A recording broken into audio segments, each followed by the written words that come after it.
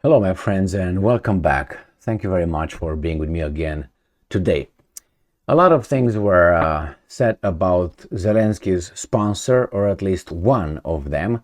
Supposedly, this billionaire is just a Ukrainian Israeli Cypriot from Cyprus, billionaire who helped Zelensky get elected and supported him. Just everything legal and all fine. If you know, this guy's name is Igor, what's his name? Kolomoysky. So if you're familiar with this guy, well, now he got arrested. See, the Ukrainians are serious about fighting corruption in their country. So let me show you this article coming from Russia Today, read you about what's going on here, and then let's talk about it. So here we have Russia Today, and it is from September 2nd, 2023. Ex-Zelensky sponsor charged with money laundering. Now remember, this is Russia Today, so they don't like that guy and are very happy with what's going on, or this is just a game. And I will tell you why I think could be a game. Billionaire Igor Kolomoysky is suspected of laundering and siphoning off more than $10 million from Ukraine. Ukrainian authorities have informed oligarch Igor Kolomoysky, whose support helped Vladimir Zelensky secure the presidency, that he is suspected of fraud and real estate laundering amid Kiev's ongoing crusade against rampant corruption. Okay, they picked the right words, I guess. So in a statement on Saturday, the Security Service of Ukraine, SBU, said that the billionaire, whom is described as the de facto owner of a large financial and industrial group, has legalized more than 500 million Ukrainian hryvnia, which is $13.5 million, by, quote-unquote, transferring it abroad while using the infrastructure of banking institutions controlled by him. So Ukrainian officials stated that Kolomoysky, who has Cypriot and Israeli citizenship, was informed that he is suspected of two counts: fraud and legalization of property obtained by criminal means. All right, well, this is they tell you more about it. Let's see if they say in 2014, this guy, the beautiful guy right here, burst on the political scene when he was appointed governor of the southeastern Dnipropetrovsk region following a Western-backed coup in Kiev. He was just appointed. He's a capable guy. A year later, however, he was dismissed from his post over a conflict with Ukrainian President Pyotr Poroshenko amid a struggle for control of Ukrsnafta, the state-owned oil pipeline operator. Ukrsnafta. In 2016, Ukrainian authorities also nationalized Kolomoysky's private bank after declaring it a major threat to the country's financial system following allegations of large-scale fraud. Kolomoysky is also widely considered to have played a major role in the rise to power of incumbent President Zelensky. Before launching his political campaign in 2019, Zelensky was a comedian whose show was hosted by a Kolomoysky-controlled media holding. I'm going to show you his early life, Kolomoysky's early life, okay? So you find out how much Cyprus he's got in himself. Now, the magnate himself said he, quote-unquote, wanted Zelensky to become president. Nothing wrong with that, as long as you do it legally, right? But denied close contacts with him. In 2021, the U.S. Department sanctioned both Kolomoysky and his family members, citing his involvement, and I'm quoting, in corrupt acts that undermined rule of law and the Ukrainian public faith in the government's democratic institutions. That's bad. In July 2022, media in Ukraine reported he was stripped of his Ukrainian passport. However, while the news was confirmed by several officials in Kiev, the relevant presidential decree is classified, while the oligarch himself dismissed the reports as nonsense. Well, let's see here. This is the guy, right? Igor, this beautiful weasel, all right? And we find out that he is a Ukrainian-born Israeli Cypriot billionaire businessman, once considered a leading oligarch in Ukraine. Let's see, look here over the early life. We like those ones. Why? Because sometimes it matters. Kolomoysky was born into a Jewish family, not Cypriot family, Jewish family, not Ukrainian Jewish. How we want to take it? Jewish, okay. Nothing wrong with that. But it's a coincidence that he is Jewish and Zelensky is Jewish, and Shmihal is Jewish, and Reznikov is Jewish, and Yermak is Jewish, and Victoria Nuland is, and what's his name, Blinken half, and okay, it's just a coincidence. But you know what's strange? I don't see Romanians like that.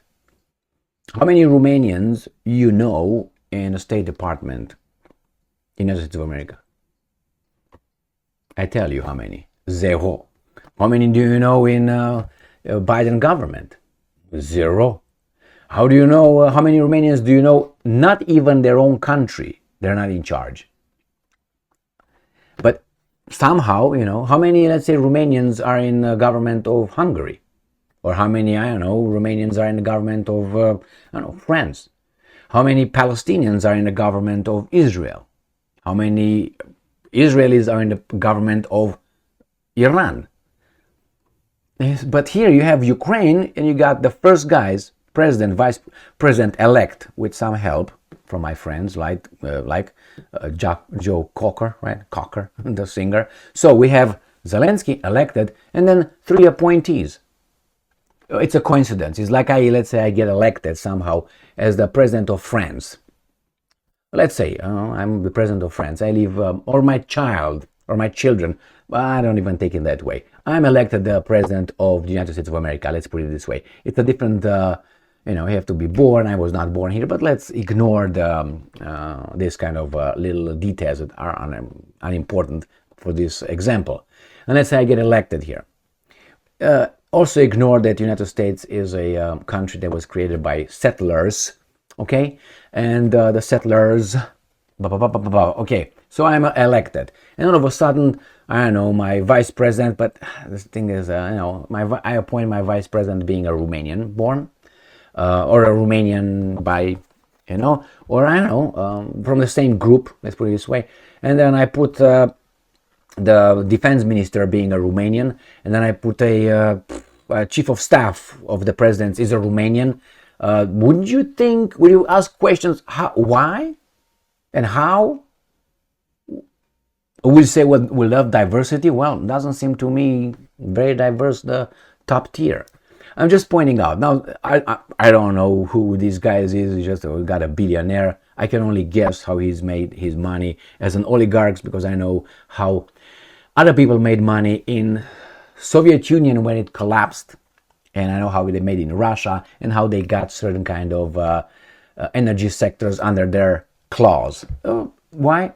Certain things like this happen in Romania in the same time, and I'm familiar with some examples. Nevertheless, is it a good thing that just to cover that so we don't get into stupid stuff, if a person is let's say of Chinese descent and he is in charge of Japan, I personally don't care. Or let's say in Romania's case, Romania has a German president, not German by like I am a Romanian, but let's say I'm in the United States, I'm an American, but genetically, how we want to call it. So we have Klaus Johannes. Nothing wrong with that, but he's in charge. Is he doing a good job? If he's doing a good job, that's great. If he's not doing a good job, and I see that he might be on other people's payroll, like let's say he would favor some interests from outside and that are against the Romanian nation, then yeah, I have a problem with that. But I don't care if that person is, as I said, short, small, fat, short, small, yeah, short, tall, fat, thin. I don't know. I don't care. Is the person who is in charge doing a good job? That's all that matters. I don't care what you do in your bedroom and who you. Not important. that should not define you. Ability to perform on the job, that's what matters. So the same, I don't care if Zelensky is this and that, but as long as he's doing a good job. When you see these four guys and then you see the guy with the money, you can't, pretend you're not going to ask some questions. And unfortunately, if you ask those questions, you're going to be called names. And that's, again, freedom of speech, right? Telling the truth, which I didn't say anything here, that is not true. I just read this right here, correct? This guy, that's not me saying that. It's right here. I didn't say anything. I didn't add on the Zelensky's four little pigs, okay, that he appointed, the three ones. So this is the fourth one. That's a fact.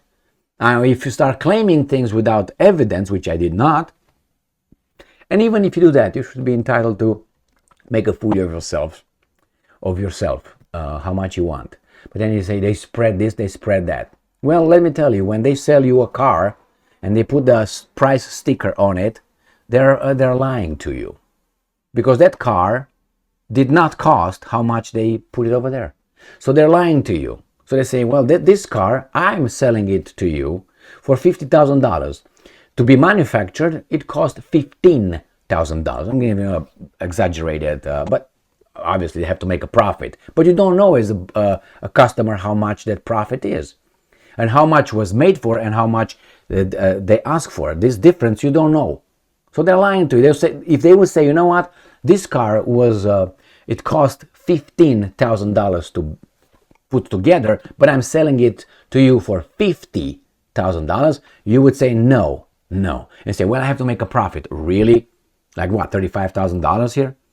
So the same, when you say something and you make certain connection, or you claim something and you say, oh, that's misinformation, disinformation, that's definitely hiding the truth from you. Is that fair? Why do you let them do that? Why do you just say, no, that costs like this, you take 6% of the, let's say, taxes with this, you get the profit. We're going to be communists here. We're going to limit your how much you can ask for something that you can ask how much you want. If the guy this cost $5 and I ask, I want to sell you for $50,000 and I got a sucker, right, and I give it to him, nobody's going to arrest me. But here, if you say something, well, I think that this is what's going on, oh, that's misinformation, oh, that's disinformation, you spread misinformation. I'm hiding the truth here, and you don't know it. You don't know how much it is. Anyway, I don't know if my analogy made sense or not. To me, it made sense, but nevertheless, what I think this happens with this Igor, I think he's going to be washed up. That is, he probably is going to get, if he's not in the meantime, somehow escape him going to Israel, which has no extradition probably with Ukraine, and therefore he's going to be over there okay. And by the time these guys extradite him over there, he's going to be dead 50 years. So that's one thing. The other thing is, I think he might go and be put in jail for, let's say, 3 years, suspended conviction. And he's going to be serve 1 or 2 years, and he's going to be clean as a crystal. That happened in Romania. Some corrupt guys went into prison 1 year. Nobody took them their money. No. And they came back, and now they're everywhere, and they're clean for 1 year.